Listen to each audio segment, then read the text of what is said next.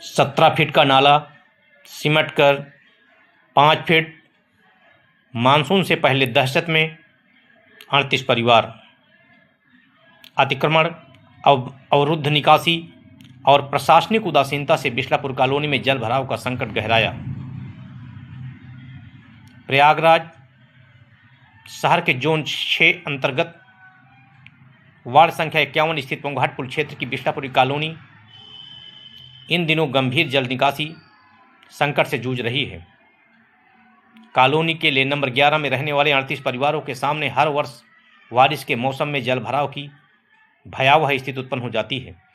इस बार मानसून से पहले ही स्थानीय निवासियों ने प्रशासन को चेतावनी देते हुए कहा है कि यदि तत्काल प्रभाव से स्थायी समाधान नहीं किया गया तो आने वाले दिनों में क्षेत्र में बड़ी जनहानि और व्यापक आर्थिक नुकसान की आशंका से इनकार नहीं किया जा सकता है।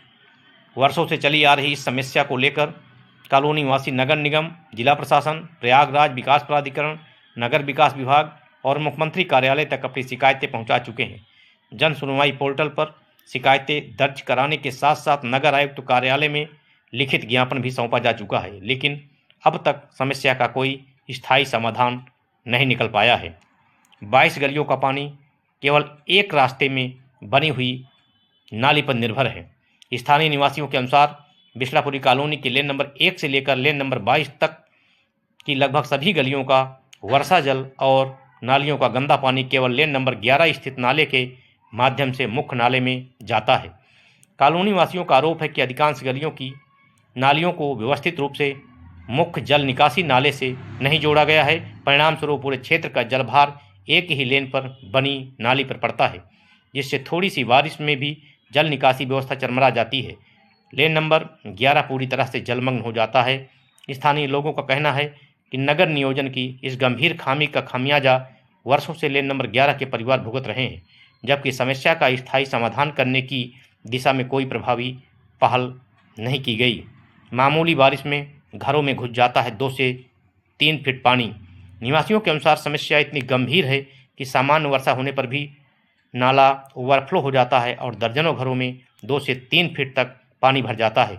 जल भराव के कारण घरेलू सामान, फर्नीचर, विद्युत उपकरण और महत्वपूर्ण दस्तावेज खराब हो जाते हैं।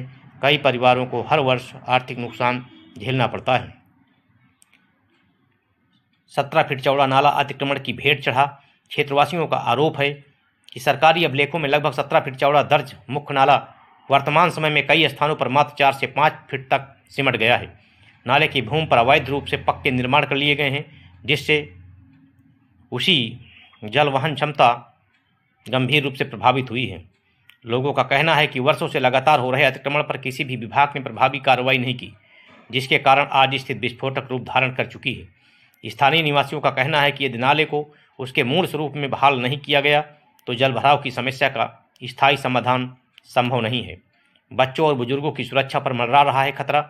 जल भराव के कारण क्षेत्र में मच्छरों का प्रकोप बढ़ जाता है।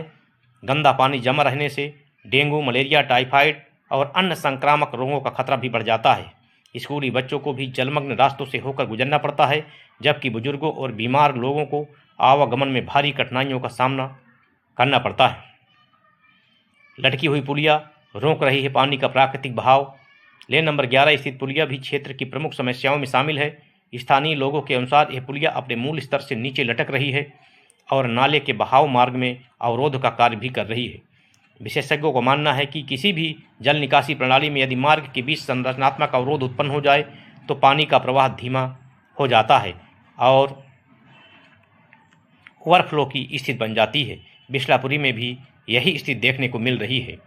बारिश के दौरान पुलिया के नीचे कूड़ा कचरा और सिल्ट जमा हो जाती है, जिससे पानी का निकास लगभग रुक जाता है और पूरा क्षेत्र जलमग्न होने लगता है।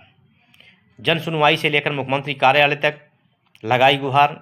समस्या के निराकरण के लिए क्षेत्रवासियों ने महापौर, नगर निगम प्रयागराज, नगर आयुक्त, जिलाधिकारी प्रयागराज, विकास प्राधिकरण, नगर विकास मंत्री प्रमुख लोगों तक मुख्यमंत्री कार्यालय तक अपनी शिकायतें भेजी हैं। जन सुनवाई पोर्टल पर भी शिकायतें दर्ज की जा चुकी हैं। नगर आयुक्त कार्यालय में पत्र रिसीव कराया जा चुका है तथा ईमेल के माध्यम से भी कई बार शिकायतें भेजी गई हैं। इसके बावजूद क्षेत्रवासियों का आरोप है कि अब तक केवल आश्वासन ही मिले हैं, लेकिन ज़मीनी स्तर पर कोई ठोस कार्रवाई नहीं की गई है। प्राकृतिक नाले का मार्ग बंद, सीवर लाइन पर बढ़ा दबाव।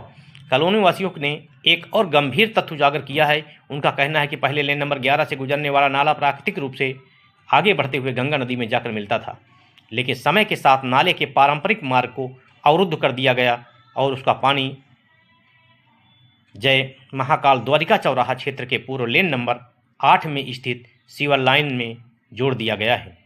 स्थानीय लोगों का आरोप है कि यह तकनीकी रूप से भी गलत व्यवस्था है। वर्षा जल के निकासी और घरेलू सीवेज निकासी के लिए अलग अलग तंत्र होने चाहिए, लेकिन यहाँ दोनों को एक ही व्यवस्था में मिला दिया गया है। परिणाम स्वरूप भारी वर्षा के दौरान सीवर लाइनें अतिरिक्त जलभार नहीं संभाल पाती हैं और पूरा पानी वापस कॉलोनी की ओर भरने लगता है। कॉलोनी वासियों की 4 प्रमुख मांगें हैं। पहली मांग, मुख्य नाले की तत्काल सफाई और सिल्ट निकासी कराई जाए। दूसरी मांग, नाले की पैमाइश कराकर सभी अवैध अतिक्रमण हटाए जाएं और उसे मूल स्वरूप में बहाल किया जाए। तीसरी मांग, लटकी हुई पुलिया का पुनर्निर्माण कर उसे निर्धारित ऊंचाई पर स्थापित किया जाए। चौथी मांग, लेन नंबर 1 से 22 तक की सभी नालियों को वैज्ञानिक तरीके से मुख्य नाले से जोड़ा जाए ताकि जलभार का संतुलित वितरण हो सके। नंबर 5, नाले को जो लेन नंबर 8 में सीवर लाइन में जोड़ दिया गया है, उसे पुनः नाले को गंगा नदी तक बहाल किया जाए और सीवर के पानी को सीवर लाइन से ही जाने दिया जाए। दोनों का अलग अलग निकासी किया जाए, तभी पूरे कॉलोनी का पानी निकलना संभव हो सकता है। पुनः मैं बिसलापुरी कॉलोनी के समस्त जनसामान्य लोगों की ओर से प्रशासन और सरकार से यह मांग करता हूं कि इन सभी समस्याओं को मानसून आने से पहले समाधान किया जाए। धन्यवाद।